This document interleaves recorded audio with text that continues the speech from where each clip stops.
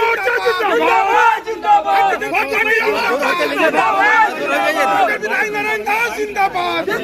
जिंदाबाद मरांडी जिंदाबाद जिंदाबाद जिंदाबाद जिंदाबाद नरेंद्र मोदी जिंदाबाद जिंदाबाद जिंदाबाद। देवघर विधानसभा के बीजेपी प्रत्याशी सह विधायक नारायण दास आज अपने समर्थकों के साथ नॉमिनेशन करने देवघर अनुमंडल कार्यालय पहुंचे। उन्होंने सबसे पहले आज 2 सेट में अपना नॉमिनेशन किया है। नॉमिनेशन करने के उपरांत मीडिया कर्मियों से बातचीत के दौरान बीजेपी प्रत्याशी नारायण दास ने कहा कि देवघर विधानसभा की जनता उनके साथ है। देवघर विधानसभा सीट से तीसरी बार उनकी जीत पक्की है। राष्ट्रीय नेतृत्व और प्रदेश के नेतृत्व को अपनी ओर से आभार व्यक्त करना चाहूँगा कि जिन्होंने लगातार एक कार्यकर्ता को टिकट देने का काम किया है। पहली बार 2014 में पार्टी ने मुझे टिकट दिलाया और देने का काम किया। एक कार्यकर्ताओं के संघर्ष से, अपने देवतुल्य जनताओं के आशीर्वाद से और बाबा की असीम कृपा से मैं 14 में आजाद भारत का भारतीय जनता पार्टी का पहला विधायक बना। फिर पार्टी ने दूसरी बार मुझ पर विश्वास जताया और फिर देवघर की जनता जनार्दन का आशीष मिला, आशीर्वाद मिला। अपने कार्यकर्ताओं ने संघर्ष करके भारतीय जनता पार्टी को जिताने का काम किया और पुनः उसके बाद दुनिया की सबसे बड़ी पार्टी भारतीय जनता पार्टी, जिसका संगठन का भी ताज मेरे माथे पर आया और मुझे जिलाध्यक्ष बनाया गया।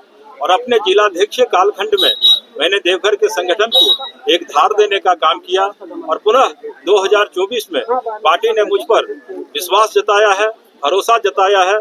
और मेरा ऐसा मानना है कि बाबा की असीम कृपा से, अपने कार्यकर्ताओं के संघर्ष और मेहनत से और देवतुल्य जनता के आशीर्वाद से भारतीय जनता पार्टी देवघर विधानसभा पुनः जीतेगी। और जब देवघर विधानसभा जीतेगी तो जिस प्रकार झारखंड में ये सरकार लोगों के साथ जो खिलवाड़ कर रही है, भ्रष्टाचार का अपराध बढ़ा हुआ है, महिलाओं का सम्मान नहीं हो रहा है, लुभावने नारों और वादों को देकर बेरोजगारों और नौजवानों को ठगने का काम किया है, 5 लाख नौकरी कहीं देने का काम नहीं किया है, जो ग्रेजुएट था उसको 5,000 भत्ता देने की बात की थी, जो पोस्ट ग्रेजुएट था उसको 7,000 वेतन देने की बात की थी। मुख्यमंत्री कृषि आशीर्वाद योजना को बंद कर दिया गया। एक तरह से आदिवासी के नाम पर आदिवासियों का शोषण किया। मेरा ऐसा मानना है कि जब झारखंड की सरकार थी तो झारखंड में विकास बोलता भी था और विकास दिखता भी था। और ये जीत इस बात की गारंटी पक्की करेगी कि देवघर से जब भारतीय जनता पार्टी जीतेगी और झारखंड में जब भाजपा की सरकार होगी और देश का नेतृत्व जिस सोच के साथ आदरणीय प्रधानमंत्री जी कर रहे हैं, और झारखंड तो भाजपा ने बनाया है, तो झारखंड को कौन सजा सकता है, कौन संवार सकता है।